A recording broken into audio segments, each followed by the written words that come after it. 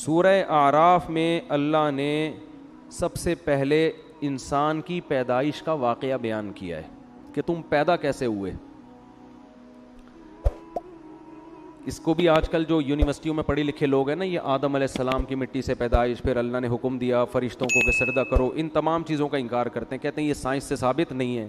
یہ دنیا کی سب سے بڑی بے وقوفی ہے کہ جو چیز سائنس کی فیلڈ نہیں ہے وہ بھی کس کے پہ ڈالی جائے, سائنس سے. ایک ایسے ہی آج مجھ سے کوئی پوچھ رہا تھا, مفتی صاحب یہ کرونا کی ویکسین کے بارے میں اسلام کیا کہتا ہے. میں نے کہا یہ ایسا ہی ہو گیا جیسے آپ سے کوئی پوچھے بخار میں پیناڈول کھانی چاہیے یا نہیں کھانی چاہیے, اسلام اس بارے میں کیا کہتا ہے. او بھائی یہ اسلام کی فیلڈ بولو.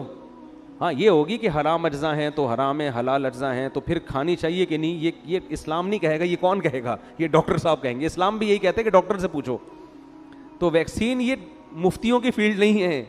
ہاں ویکسین میں کوئی حرام عنصر شامل ہو تو مفتیوں کی فیلڈ ہے, لیکن حرام عنصر اگر نہیں ہے تو پھر کورونا کی ویکسین لگانی چاہیے یا نہیں لگانی چاہیے, یہ مفتیوں کی فیلڈ نہیں ہے, یہ کس کی فیلڈ ہے, ڈاکٹروں کی. اور اس میں جو اجزاء ہیں وہ حلال ہیں یا حرام, یہ ڈاکٹروں کی فیلڈ نہیں ہے, یہ کس کی فیلڈ ہے. ڈاکٹر تو یہ بتائیں گے یہ اجزاء ہیں, اب ان اجزاء پہ حلال کا فتویٰ لگانا ہے یا حرام کا, یہ کس کی فیلڈ ہے, مفتیوں کی. تو ہر چیز سائنس کی فیلڈ نہیں ہوتی. یہ فلاں سن میں یہ واقعہ ہوا تھا یا نہیں ہوا تھا, یہ سائنس کی فیلڈ نہیں ہے, یہ تاریخ دانوں کی فیلڈ ہے. کربلا میں حضرت حسین کا قتل ہوا تھا کہ نہیں ہوا تھا, یہ نیوٹن اور ڈاروین تھوڑی بتائے گا آپ کو, یہ تو مورخین بتائیں گے نا.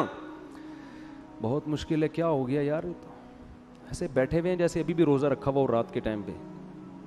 یہ تو مورخین تاریخ دان بتائیں گے. اب جب آدم علیہ السلام پیدا ہو رہے تھے تو کوئی تاریخ دان موجود تھا ہیں کہ کیسے پیدا ہوئے, پھر کیا کیا واقعات ہوئے, ظاہر ہے نہیں تھا. تو اس لیے یہ ڈائریکٹ کون بتاتا ہے, اللہ بتاتا ہے, کیونکہ وہ تو پہلے شخص ہے نا دنیا میں, تو اللہ بتاتا ہے. تو اس لیے اس میں یہ کہنا کہ سائنس میں تو کہیں نہیں لکھا ہوا, تو یہ پاگلوں اور بیوقوفوں والی باتیں ہیں. تو اللہ نے آدم علیہ السلام کا واقعہ بیان کیا کہ وَإِذْ قُلْنَا لِلْمَلَائِكَةِ وَلَقَدْ خَلَقْنَاكُمْ, ہم نے تمہیں پیدا کیا, اور کیسے, مٹی سے, آدم کو. پھر ہم نے فرشتوں کو حکم دیا کہ آدم کو سجدہ کرو. یہ ہمیں دنیا میں جب لایا جا رہا ہے تو ہمیں پروٹوکول دیا جا رہا ہے. اور جو آدم کو نہیں مانتے, جو کہتے ہیں بندر سے انسان بنائے, انہوں نے انسان کو پروٹوکول بولو نہیں دیا. انہوں نے تو انسان کی ایک اتفاقی حادثے کا نتیجہ ہے وہ تو پھر انسان کی قابل عزت تھوڑی ہوا. ہمیں بتایا جا رہا ہے کہ انسان جب دنیا میں آیا بڑے اہتمام کے ساتھ آیا تھا, وہ ایسے ہی نہیں آ گیا. ساری مخلوق نے اس کو, آدم کو سجدہ کیا. شیطان اڑ گیا. اللہ نے کہا کہ تو نے سجدہ کیوں نہیں کیا. قال انا خیر منہ, میں اس سے بہتر ہوں. خلقتنی من نار, تو نے مجھے آگ سے بنایا اور اسے مٹی سے بنایا. آگ مٹی کو سجدہ نہیں کر سکتی. قرآن کہتا ہے ہم نے کہا فاہبط منہا, دفع ہو جا یہاں سے, نکل جا یہاں سے, تجھے اس کی اجازت نہیں ہے کہ میرے حکم کے سامنے تو تکبر کر. انک من الصاغرین, آج سے تو میری نظر سے گر گیا ہے. بجائے توبہ کرنے کے شیطان نے کہا انظرنی الی یوم یبعثون, اے اللہ مجھے قیامت تک کے لیے زندگی دے دے. اللہ نے فرمایا انک من المنظرین, میں تجھے قیامت سے پہلے موت نہیں دوں گا, کر لے جو کرنا ہے. قال فبما اغویتنی, اے اللہ اس آدم کی وجہ سے تو نے مجھے گمراہ کیا ہے. لأقعدن لهم صراطک المستقیم, جب بھی یہ آدم سیدھے راستے پہ چلے گا میں اس راستے کے سامنے آ کر بیٹھ جاؤں گا, نہیں چلنے دوں گا. یہ جیلسی, حسد, اس کی وجہ سے ہوا, اس کی وجہ سے حسد میں آ گیا. ثم لآتینہم من بین ایدیہم, اے اللہ یعنی چیلنج کر رہے اللہ کو, میں اس کے سامنے سے بھی آؤں گا, اس کے پیچھے سے بھی آؤں گا, دائیں سے بھی آؤں گا, وعن شمائلہم, بائیں سے بھی آؤں گا. ولا تجد اکثرہم شاکرین, اے اللہ ان میں سے اکثر کو تو دیکھے گا کہ وہ تیرے شکر گزار نہیں بنیں گے. 100% کا تو میں چیلنج نہیں کرتا, لیکن اکثریت کو جہنم میں پہنچا کے چھوڑوں گا. کیسے چیلنج کر رہا ہے, یہ نہیں کہہ رہا کہ میں سب کو گمراہ کرنے کی کوشش کروں گا, نہ رزلٹ بتا رہا ہے. یہ ایسے ہے جیسے کوئی آپ کو کہہ کر گئے کہ یار فلاں دہشت گرد ہے, اس سے لڑنا ہے, ایک طریقہ دھمکی کا یہ ہوتا ہے کہ میں اب تو نہیں چھوڑوں گا اس کو. ایک طریقہ ہوتا ہے کہ آپ دیکھ لینا کل صبح اخبار میں اس کی رپورٹ آ جائے گی, یعنی خبر بتا رہے ہوتے ہیں نا کہ بس یہ سمجھو کہ یہ کام ہے بھائی, ہو گیا, بس سمجھو کہ یہ بس آپ نے مجھے کہہ دیا نا, کل صبح اخبار میں آ جائے گا وہ. یہ طریقہ ہوتا ہے بڑی دھمکی کا. تو شیطان یہ نہیں کہہ رہا کہ میں سب کو گمراہ کروں گا, شیطان کہہ رہے اللہ میں خبر پیش کر رہا ہوں, لا تجد اکثرہم شاکرین, اکثر لوگوں کو تو دیکھے گا کہ وہ شکر گزار نہیں ہے. اور قرآن کہتا ہے وَلَقَدْ صَدَّقَ عَلَيْهِمْ إِبْلِيسُ ظَنَّهُ, شیطان نے جو دعویٰ کیا تھا نا اس دعوے میں شیطان نے اپنے آپ کو سچا پایا. اکثریت کو شیطان جہنم کا ایندھن بنا چکا ہے. جب شیطان نے یہ کام کیا اللہ نے کہا اخرج منہا مذءوما مدحورا, نکل جا یہاں سے ذلیل ہو کر اور دھتکارا ہوا ہو کر, یعنی بجائے توبہ کرنے کے اور چیلنج پہ چیلنج کر رہا ہے. اور پھر اللہ نے فرمایا لمن تبعک منہم, ٹھیک ہے میں نے تجھے لوگوں میں چھوڑ دیا تو ان کو گمراہ کر, لیکن میں تجھے بتاؤں کہ جو تجھے فالو کریں گے لَأَمْلَأَنَّ جَهَنَّمَ مِنْكُمْ أَجْمَعِينَ, تجھ سمیت ان لوگوں کو تیرے ساتھ جہنم میں ڈال کے جہنم کو میں بھر دوں گا. میں بھی جہنم بھرنے میں بخل سے کام نہیں لوں گا, لیکن میں یہ بات تیری لوگوں کو بتاؤں گا ضرور کہ وہ تمہارے پیچھے پڑا ہوا ہے. اس کے بعد اللہ نے آدم علیہ السلام سے, ادھر تو اللہ کا مکالمہ کس سے چل رہا ہے بھائی, شیطان سے. چل جا تجھے مہلت دی, پنجہ آزما تو جا کے.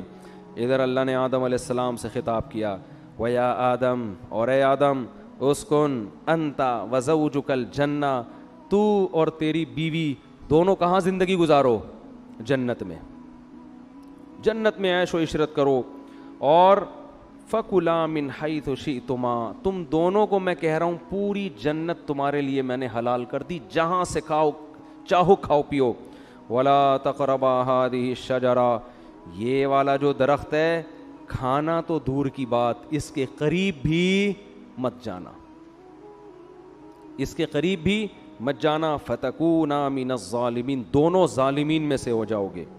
فوس شیطان آ گیا, اس نے کیسا ہوشیار ہے, چلو پہلے آدمی کو چھوڑ دیتا, یہ کل سے میں اپنا کام ابھی تھوڑا ریسٹ کر لوں, ابھی تو دھمکیاں ومکیاں چلی ہیں, ذرا ایک ہفتہ ریسٹ کرتا ہوں, تھوڑا آرام کرتا ہوں, اس کے بعد پھر جو ہے کوشش کریں گے.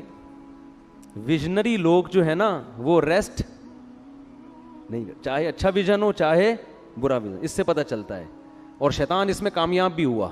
قرآن کہہ رہے اکثریت کہاں جائے گی, جہنم میں.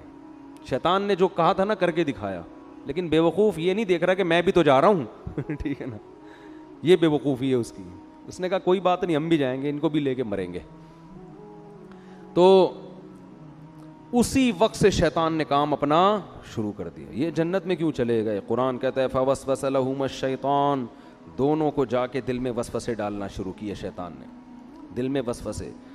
لِيُبْدِيَهُمَا وَقَالَ مَا نَهَاكُمَا رَبُّكُمَا عَنْ هَٰذِهِ الشَّجَرَةِ, ان کے دل میں جا کے خیالات ڈالے کہ دیکھو پوری جنت میں ہر چیز کھانے کی اللہ نے اجازت دے دی ہے, یہی والے پہ پابندی لگائی ہے, اس کا مطلب اس میں کچھ ایسی خاص چیز ہے جو دوسروں میں نہیں ہے. یہ انسان کی نیچر ہے کہ جس چیز سے روکا جائے نا,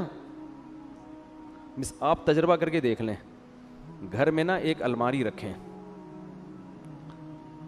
اور ہر جو دراز ہوتی ہے نا اس میں کسی میں لاک نہ لگائیں, ایک میں لاک لگا دیں, اس میں کچھ بھی نہیں ہے, اس میں مری ہوئی چھپکلیاں ڈال دیں آپ. بے شک بچوں کو بولیں کہ اس کو نہیں کھولنا, بچے کسی کو نہیں کھولیں گے سوائے اسی کو کھولنے کی, ان کو ہوگا. وہ یہ شیطان وسوسے ڈالتا ہے, وہ نافرمانی کرواتا ہے. اب آدم علیہ السلام کے دل میں اور اماں حوا ان کی زوجہ, دونوں کے دل میں شیطان نے وسوسہ ڈالا اور کہنے لگا ما نہاکما ربکما عن ہذہ الشجرہ, دیکھو اس درخت میں کچھ تو ہے, اللہ چاہتا ہے کہ تمہیں جنت تو ملے لیکن وقتی عارضی, موت تو ہے نا, وہ تو یہاں بھی مرو گے تم. تو لگتا ہے کہ اس درخت میں ایک چیز ہے کہ یہ درخت کھاتے ہی ہمیشہ زندگی, موت, یہ ایسی ویکسین لگ جائے گی یہ کرونا سے حفاظت کی ویکسین ہے, اور کرونا نہیں بلکہ یہ موت سے حفاظت کی کیا ہے, ویکسین ہے. یہ کھاتے ہی موت پروف ہو جاؤ گے. اور دوسری بات فرشتے بن جاؤ گے جن کی ہزاروں سال عمریں ہوتی ہیں. یہ چکر ہے.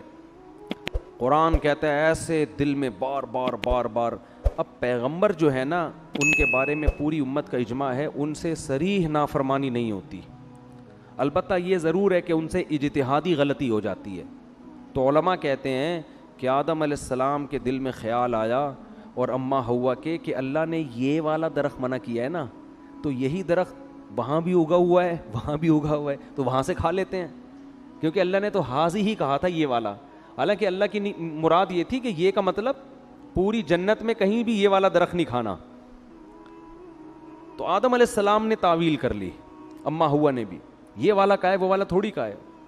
اور شیطان وسوسے ڈال رہا ہے کہ کھا لو بھائی کھا لو بھائی. جا کے قرآن کہتا ہے فلما ذاق الشجرہ, کھانا تو دور کی بات, ابھی زبان پہ پھل کو رکھا اور چکھا ہی تھا, فوراً اللہ کی طرف سے پہلا عذاب کیا آیا, وطفقا بدت لہما سوآتہما, اللہ نے دونوں سے جنت کا لباس چھین لیا, دونوں برہنہ ہو گئے. وطفقا یخصفان علیہما من ورق الجنہ, اور شرم کی وجہ سے جلدی جلدی جنت کے درختوں کے پتوں کو اپنے اوپر ڈالنے لگے. دیکھو دونوں میاں بیوی تھے اور میاں بیوی کا آپس میں کوئی پردہ نہیں ہوتا. اس کے باوجود اس سے پتہ چلتا ہے کہ حیا کا تقاضا ہے کہ نارملی عام حالات میں میاں بیوی لباس کے اندر رہیں, ایک دوسرے کے سامنے اپنے سطر کو ظاہر مت کریں. اس سے آپ اندازہ لگاؤ کہ جو ہماری لبرل خواتین جو کسی کی بیوی بھی نہیں ہیں, غیر محرم مرد کے سامنے نارمل حالات میں نیم برہنہ لباس پہن کے گھومتی ہیں, قرآن کی نظر میں وہ کس قدر بے حیا ہیں. یعنی بیوی کو بھی کہا جا رہا ہے کہ نارمل حالات میں جب میاں بیوی کا کوئی ریلیشن نہ ہو اس وقت تو نارمل پراپر ڈریس میں ہونا چاہیے. حالانکہ میاں بیوی کا کوئی پردہ نہیں ہے, لیکن یہ حیا کا تقاضا ہے. اور وہ عورت جو کسی ایسے مرد کے سامنے اپنے جسم کو ظاہر کرتی ہے جو اس کا شوہر بھی نہیں ہے اور نارملی اس ڈریس میں گھومتی ہے, اسکرٹ پہن کے گھوم رہی ہیں, سلیو لیس کپڑے پہن کے گھوم رہی ہیں, اس کا مطلب یہ لوگ آدم علیہ السلام اور اماں ہوا کی نیچر پر نہیں ہیں, انہوں نے اپنی خاندانی پرمپرا کو چھوڑ دیا ہے. اصل تو ہمارا خاندان آدم اور ہوا والا ہے نا, یہ اپنے کلچر کو فالو نہیں کر رہے, یہ آدم اور ہوا کی نیچر پہ نہیں ہے, یہ فطرت پہ نہیں ہے یہ لوگ. تو فطرت اس کا تقاضا کرتی ہے کہ میاں بیوی بھی عام حالات میں نارمل حالت میں وہ ایک دوسرے کے سامنے اپنے جسم کو ظاہر کرتے ہوئے شرم محسوس کرتے ہیں. تو اب القرآن کہتا ہے فطفقا یخصفان علی وناداہما ربہما, فوراً رب نے ان دونوں کو پکارا, الم انہکما عن تلکما الشجرہ, کیا میں نے تم دونوں کو منع نہیں کیا تھا یہ درخت مت کھانا, وَأَقُلْ لَكُمَا إِنَّ الشَّيْطَانَ لَكُمَا عَدُوٌّ مُبِينٌ, کیا میں نے کہا نہیں تھا کہ شیطان تمہارا دشمن ہے. اس سے پتہ چلتا ہے کہ اللہ تعالیٰ یہ واقعہ آدم علیہ السلام کو بھی سنا چکے تھے کہ دیکھ آدم سب نے سجدہ کیا ہے, شیطان نے نہیں کیا, اور یہ تمہیں اور تمہاری بیوی کو گمراہ کرے گا. اب دیکھو ہوا کیا ہے, شیطان کو اللہ نے کہا تھا نا کہ سجدہ کیوں نہیں کیا, شیطان نے فوراً لاجک پیش کرنا شروع کر دی, میں بہتر اور یہ کیا ہے, یہ مجھ سے کمتر ہے. لیکن آدم علیہ السلام نے یہ کام نہیں کیا. آدم علیہ السلام نے یہ نہیں کہا کہ اللہ میں جنت میں آیا ہوں, تو نے یہ والا کہا تھا, میں نے وہ والا کھایا, یہ والا تھوڑی کھایا. جیسے بچے نہیں فوراً شروع کر دیتے ہیں, فوراً عذر پیش کرنا شروع کر دیتے ہیں, میں نے یہ والا تھوڑی, میں نے تو وہ والا کھایا ہے.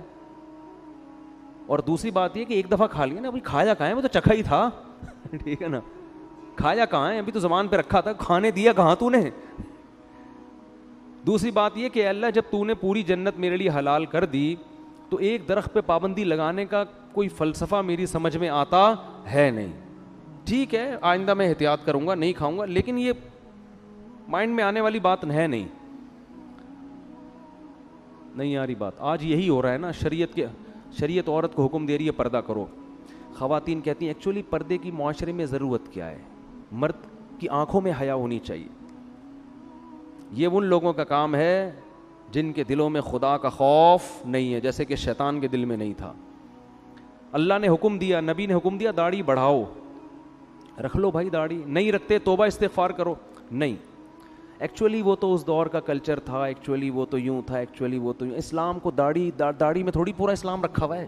اصل تو انسان کا کردار اچھا ہونا چاہیے, اخلاق اچھے ہونے چاہیے, دل نہ دکھاؤ. اور بھائی داڑھی رکھنا فرض ہے.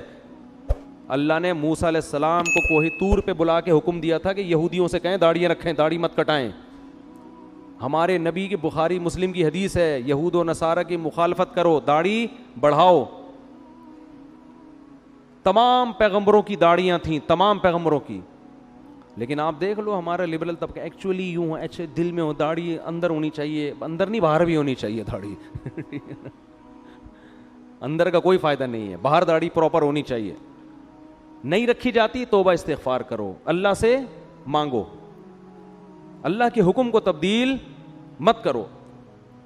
تو ہر چیز میں ایسا ہی ہو رہا ہے کہ پردے کے معاملے میں آپ دیکھ لو, اور دوسری شادی میں بھی یہی ہو رہا ہے. بات آ گئی ہے تو جلدی سے تھوڑی سی کر کے نکلتا ہوں آگے. بھائی 4 شادیوں کی اللہ نے مرد کو اجازت دی ہے کہ اگر وہ عدل کر سکتا ہے تو کرے. ایکچولی وہ اصل میں وہ تو اس دور میں جنگوں میں مرد اتنے شہید ہو جاتے تھے, ایکچولی اس دور میں آدمی میں کہاں. بھائی اللہ کا اجازت ہے تو اس کا مطلب اجازت ہے, کسی کا باپ بھی اس اجازت کو ختم نہیں کر سکتا. جاؤ ایسی کی تیسی, ہے تو ہے, اس میں کون سی شرمندگی کی بات ہے بھائی, اللہ نے اجازت دی ہے, دیٹس آل. عدل کرنا نہ کرنا اس کی ذمہ داری ہے نا جو کر رہا ہے, نہیں کرے گا تو اللہ پکڑے گا اس کو. ہر چیز میں اسلام نے حکم دیا جلدی شادی کرو بالغ ہوتے ہی. ایکچولی اس دور میں اتنے مسائل ہیں, ایکچولی بچہ نہ سمجھی, شادی کوئی گڑیوں کا, یہ باتیں ہو رہی ہوتی ہیں معاشرے. ابھی میرا وہ کلپ آیا ہے, لوگوں نے اس کو بھی ایک مزاحیہ اس میں لے گئے کہ اللہ کرے مفتی طارق مسعود صاحب وزیر اعظم بن جائیں. میں نے کہا نا میں وزیر اعظم بنا تو میں ڈنڈے سے مار کے شادیاں کراؤں گا. تو نیچے لوگوں نے کہا اللہ کرے جلدی سے میرے وزیر اعظم بننے کا انتظار مت کرو, ویسے ہی کر لو. سمجھ رہے ہو کہ نہیں سمجھ رہے؟ تو نہیں کرتے کوئی بات نہیں ہے, لیکن مانو تو نا. تو جو بھی اللہ کو, سود حرام ہے, خام میں اس پہ حلال کا لیبل مت لگاؤ سود پر. انشورنس جوا اور غرر ہے, یہ حرام ہے, چاہے انسانیت کو فائدہ ہی ہو رہا ہو. اللہ نے منع کر دیا بھائی, خمر میسر والمیسر والانصاب والازلام, یہ خرید و فروخت کا تجارت کا جائز طریقہ نہیں ہے.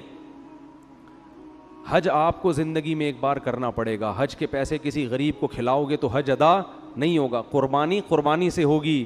لوگ کہتے ہیں قربانی کے پیسے سے کسی لڑکی کو جہیز دے دو, جہیز دینے سے جہیز کا ثواب مل جائے گا. قربانی جب حضرت اللہ نے ابراہیم علیہ السلام کو کہا تھا نا بچے کو ذبح کرو, تو ابراہیم علیہ السلام نے یہ نہیں کہا تھا کہ اللہ اس سے بہتر ہے کہ میں کسی بیوہ کی شادی کرا دوں. بھائی یہ کیسا حکم دے رہے بچے کو ذبح کرو. اے اللہ میں کسی غریب کو جہیز دلا دیتا ہوں, اے اللہ میں ایک ہسپتال کھول لیتا ہوں جس میں غریبوں کا فری علاج ہوگا. اگر ابراہیم علیہ السلام اللہ سے اس قسم کے اعتراضات کرتے نا تو خلیل اللہ نہ بنتے. یہ شیطان کا کام ہوتا ہے کہ میں کیوں کروں, یہ کچھ اور بول دے. اللہ اس وقت شیطان سے کہتے کہ چل تو سجدہ نہیں کرنا, نہیں کر, تو 1 کروڑ رکعت کی نیت باندھ لے. شیطان فوراً باندھ لیتا, فوراً کیا کرتا, بولو, باندھ لیتا. اللہ اس سے کہتے ٹھیک ہے تو غریب جنات کو کھانا کھلا. وہ بھی جن تھا نا, تو غریب جنات کو کیا کھلا, کھانا. شیطان دبا کے کھلاتا کیونکہ وہ بڑا عبادت گزار تھا. اس نے کہا سب کچھ کرنے کے لیے تیار ہوں, لیکن یہ حکم میری کھوپڑی میں آتا نہیں ہے. یہ جمعہ 8 دن آدم میرے سامنے پیدا ہوا ہے, میں پرانا عبادت گزار, کب سے عبادت کر رہا ہوں, میں اس کو سجدہ کروں. یہ بات ساڑی عقلچ بولو نہیں آتی. یعنی اللہ کو سمجھائے گا کہ تو نے, اب یہ دیکھو لوگ کہتے ہیں نا لڑکی کا آدھا حصہ کیوں ہے, لڑکے کا ڈبل کیوں ہے. اس کا مطلب آپ اللہ کو مشورے دے رہے ہو کہ اس نے بہن کا آدھا کیوں رکھا اور بھائی کا ڈبل کیوں رکھا. خواتین سے ہم کہتے ہیں مرد گھر کا سربراہ ہے, آپ کو اس کی اطاعت کرنی ہے. خواتین کہتی ہیں کیوں, فوراً کہتی ہیں کیوں, یہ اس میں کیا ہے, یہ اس کو میں سربراہ مانوں, میں اس کی اطاعت کروں, یہ مجھ سے پوچھ کے گھر سے باہر جاتا ہے جو میں اس سے پوچھ کے جاؤں. بھائی مرد کو اللہ نے پابند نہیں کیا ہے کہ وہ بیگم کو جہاں بھی جائے بتا کے جائے. عورت کو پابند کیا ہے کہ جب وہ گھر سے نکلے گی میاں کو بولو بتا کے جائے گی. ہاں مرد بھی اگر بتا کے جاتا ہے تو ایک اچھا میاں کہلائے گا وہ مارکیٹ میں, جو آج کل شارٹ ہیں. اچھی بات ہے, اخلاق کا تقاضا ہے, جہاں جا رہے ہو بتا دو, کوئی غلط, کوئی بم پھاڑنے تھوڑی جا رہے ہو, کوئی چرس پینے تھوڑی جا رہے ہو, دوستوں میں جا رہے ہو, بتا دو بیگم میں ذرا بیٹھا ہوا ہوں. اخلاق کا تقاضا اور چیز. لیکن قانون کیا ہے کہ رخصتی عورت کی ہوتی ہے, آدمی کی نہیں ہوتی, وہ باؤنڈ ہوئی ہے. لیکن آج کل سسٹم الٹ, آدمی کی ایسی کی تیسی ہو جاتی ہے, کم بخت 2 منٹ نہیں کہیں بیٹھ سکتا, لوکیشن پہ پتہ چل رہا ہوتا ہے کہاں بیٹھا ہوا اس وقت.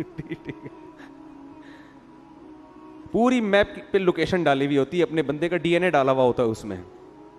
تو لوگ پھر ڈپریشن میں آتے ہیں, یار گھر سے باہر کہیں آزادی ختم ہو گئی. تو اس کو اللہ نے پابند کیا ہے. ہاں پابند کا یہ مطلب نہیں کہ جیل خانے میں ڈال دیا, اب اس کو کہیں جانے ہی نہ دیں آپ, لیکن شوہر کو اعتماد میں لینا ضروری ہے. اب خواتین کہتی کیوں, ہم تو مرد کے برابر ہیں. بھائی اللہ نے نہیں بنایا آپ کو, للرجال علیہن درجہ, اللہ کہتے ہیں میں نے مرد کو عورت پر ایک درجہ فضیلت دی ہے. تو عقل مند عورت کہے گی بھائی اللہ نے اس میرے میاں کو میرا سربراہ بنا دیا, اے اللہ میں تیرے حکم پہ راضی ہوں, اگرچہ مجھے کھوپڑی میں آتا نہیں ہے, لیکن میں اس کو سر کا تاج بناؤں گی, اس کی خدمت کروں گی, اس کو عزت دوں گی, اس کو احترام دوں گی. عقل مند عورت یہ کرے گی, کس کو خوش کرنے کے لیے, اللہ کو, کہ بھائی یہ بھی مر جائے گا ایک دن تو مجھے اللہ اس پہ کیا دے گا, اجر, کہ تو نے اپنے شوہر کو راضی رکھا تھا. اور اللہ نے میاں کو پابند بنا دیا کہ سارا خرچہ کس کے ذمے ہے, تمہارے ذمے. اب میاں بیوی کو سمجھا رہا ہوتا ہے ایکچولی آج کل مہنگائی کا دور ہے, ایکچولی تم بھی جاب کرو, دیکھو گھر مل کے ایسے نہیں ہوتا, یہ ٹوپی ڈرامے ہیں بھائی.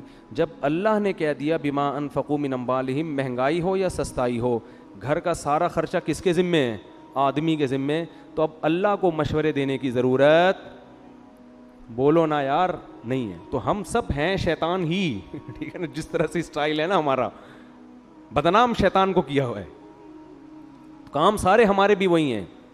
تو شیطان نے کہا تھا نہیں میری کھوپڑی میں نہیں آ رہا, آدم کو اللہ نے کہا میں نے منع کیا تھا مت کھانا, تو آدم علیہ السلام نے یہ نہیں کہا ایکچولی اللہ مجھے اصل میں کنفیوژن ہو رہی تھی تھوڑی, یہ والا یا وہ والا, تو اصل میں وہ نا نا نا نا نا نا, جیسے ہی اللہ نے کہا میں نے منع کیا تھا, آدم نے کہا ربنا ظلمنا انفسنا, دونوں مل کے دعا مانگنے لگے میاں بیوی, اے ہمارے رب ہم نے اپنی جان پہ ظلم کیا, کوئی عذر نہیں, غلطی ہو گئی. وَإِن لَّمْ تَغْفِرْ لَنَا, اب بھکاری بن کے مانگ رہے ہیں, اللہ اب تیرے رحم و کرم پہ ہیں ہم, تو چاہے تو شیطان کی طرح ہمیں بھی دھتکار سکتا ہے ہمیشہ کے لیے, لیکن ہم تباہ ہو جائیں گے, ہم کیا ہو جائیں گے, برباد, ہم پہ طرز کھا اور ہمارے اس جرم کو معاف کر دے. اللہ کو یہ کلمات اتنے پسند آئے, قرآن کہتا ہے ثم اجتباہ ربہ فتاب علیہ وہدا, 3 احسان کی اللہ نے آدم پر. ایک اجتباہ, آدم کو کی دوبارہ ویسے ہی سلیکشن ہو گئی جیسے پہلے, جیسے کسی عہدے سے برطرف کر دیا جاتا ہے نا, ایسا جو صاحب کو نکال دیا فوراً وہ عہدہ کیا ہو گیا, بحال. تو اللہ کی نظر میں آدم کا جو مقام تھا نا اس غلطی سے پہلے, اللہ کہتے ہیں اجتباہ, وہ مقام میں نے آدم کو دوبارہ دے دیا. ثم اجتباہ ربہ فتاب علیہ. نمبر 2, گناہ بھی معاف کر دیا, صرف دنیاوی لحاظ سے جو عہدہ ملا تھا وہ واپس نہیں ملا, بلکہ جو غلطی تھی وہ بھی معاف. اور پھر ایک اور احسان یہ کیا, وہدا, آئندہ کے لیے ان کو یہ توفیق دی کہ سیدھے راستے پہ چلیں اور ایسی غلطی نہ کریں. یہ تگڑی توبہ کی علامت ہوتی ہے کہ دوبارہ گناہ سے انسان کی حفاظت. ایسا بنا دیا کہ اب غلطی پروف ہو گئے, کیا ہو گئے, اب نہیں ہوگی یہ غلطی, اب میں حفاظت کروں گا آپ کی توبہ مجھے اتنی پسند آئی ہے, اب آپ سے یہ غلطی میں نہیں ہونے دوں. شیطان وسوسے ڈالے گا, اب میں شیطان کی راہ میں رکاوٹ بنوں گا. بعض دفعہ ایسی خاندانی توبہ انسان کرتا ہے کہ اللہ پھر اس کو توفیق دیتے ہیں کہ وہ غلطی سے بچے, لیکن پھر بھی غلطی ہوتا ہے پھر بھی توبہ کرو. تو اس سے ہمیں پتہ چلتا ہے کہ بھائی ہم خطا کے پتلے ہیں, ہم سے ہو جائے گی تو ہم شیطان والے راستے پہ نہیں چلیں گے, توبہ کریں گے اللہ سے. جب اللہ نے آدم علیہ السلام کو یہ فرمایا تو اللہ نے فرمایا توبہ تو قبول ہے, لیکن اب آپ کو زمین پہ رہنا ہے. یہ تو ایک میں نے ریہرسل کروائی تھی, ٹھیک ہے نا, جنت دکھائی آپ کو کہ آپ کو اس کے لیے بنایا ہے, اور توبہ کی آپ نے, تو اب آپ اصل میں تو آپ کو دنیا کے لیے پیدا کیا ہے میں نے. اب آپ دنیا میں جاؤ گے اور آپ کی اولاد پیدا ہوگی, جو جنت میں مزے تھے وہ اب آپ کو نہیں ملیں گے, اور آپ جا کے یہ اعلان کر دیں اپنی آنے والی نسلوں میں کہ جو دوبارہ اس جنت میں جانا چاہتا ہے وہ اپنے آپ کو غلطیوں اور گناہوں سے بچا کے. اب یہ فری میں نہیں ملے گی, یہ محنت پہ ملے گی. ابھی تو میں نے آپ کو فری میں دے دی تھی, ٹھیک ہے نا, اب یہ جنت دوبارہ فری میں نہیں ملے گی. جزاء بما کانوا یعملون, جو عمل کرے گا اس کو ملے گی, اور جو عمل نہیں کرے گا وہ اس جنت سے محروم.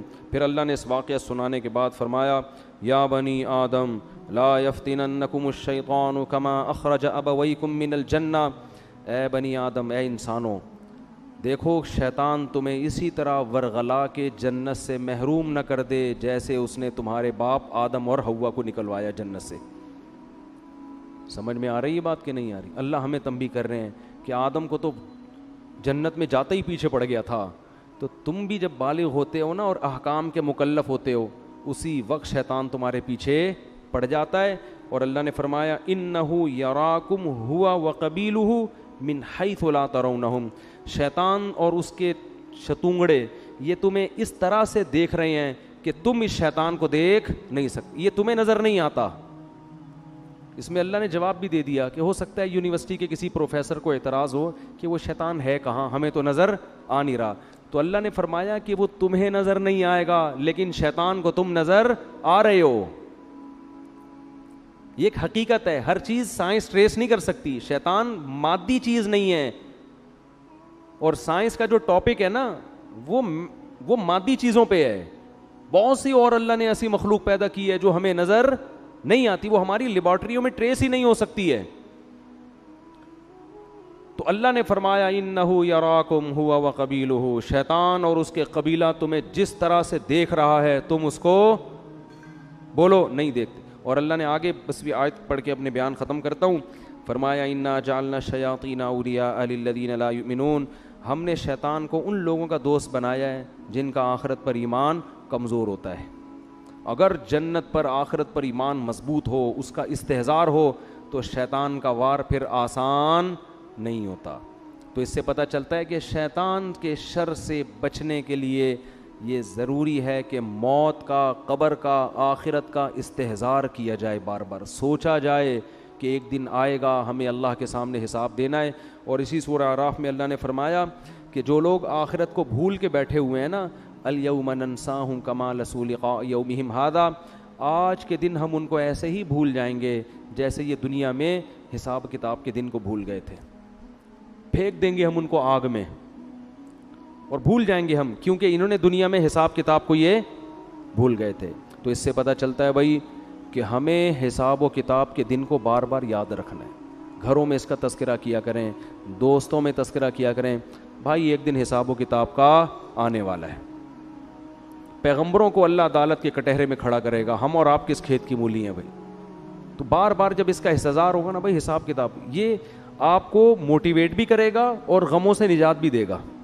کسی نے آپ پہ ظلم کیا, پیسے لے کے بھاگ گیا, اب وہ میرے انگوٹھے جو ہوتے ہیں وہ سبزی والے کے جو انگوٹھے میں لے کے بیٹھا ہوا تھا, مجھے تسلی کس سے ہوئی بھائی ایک دن حساب و کتاب کا آنے والا, مل جائیں گے آخرت میں وہ سبزی والا, بولو ملے گا. میں بولوں گا بیٹا کہاں ہے, پیسے نکال. اب پیسے تو نہیں ہوں گے, اپنی نمازیں دے دے مجھے, ٹھیک ہے نا, میرے گناہ اپنے اوپر لاد لے. تو یہ حساب و کتاب, کوئی بھی کسی پہ ظلم کر رہا ہے, اللہ کہتے ہیں لا تحسبن اللہ غافلا عما یعمل الظالمون, ظالمین جو کچھ کر رہے ہیں اللہ کو اس سے غافل مت سمجھو. انما یؤخرہم لیوم تشخص فیہ الابصار, اللہ ایسے دن کے لیے مہلت دے رہا ہے جس میں آنکھیں کھلی کی کھلی رہ جائیں گی. تو ایگریمنٹ توڑنا طاقتور کے لیے بہت آسان. تو اللہ قرآن میں کیا فرماتے ہیں کہ لا تحسبن اللہ غافلا, فرعون نے کیا کچھ نہیں کیا تھا, تو اللہ فرماتے ہیں دنیا میں کہیں بھی کسی پہ ظلم ہو رہا ہے تو اللہ کو غافل مت سمجھو. پھر اے اللہ تو حساب لیتا کیوں نہیں ہے؟ اللہ فرماتے ہیں یوم تشخص یؤخرہم, ہم نے ایک ٹائم متعین کیا ہوا ہے. حلیم ہے اللہ, بردبار ہے, جلد باز نہیں ہے. فوراً اگر ہو تو پھر تو سارے انسان کے بچے بن جائیں. کیا خیال ہے بھائی؟ پھر آزمائش تھوڑی ہو, ادھر کوئی زنا کرے ادھر چھت گر جائے اس کے اوپر, تو فوراً لوگ زنا چھوڑ دیں, یار ادھر جرم کرو فوراً سزا ملتی ہے. نا نا نا, قرآن کہتا ہے سزا کے لیے ایک دن ہم نے متعین کیا ہوا ہے. اللہ تعالیٰ سے دعا ہے اللہ سمجھنے کی اور عمل کرنے کی توفیق عطا فرمائے. وما علینا الا البلاغ.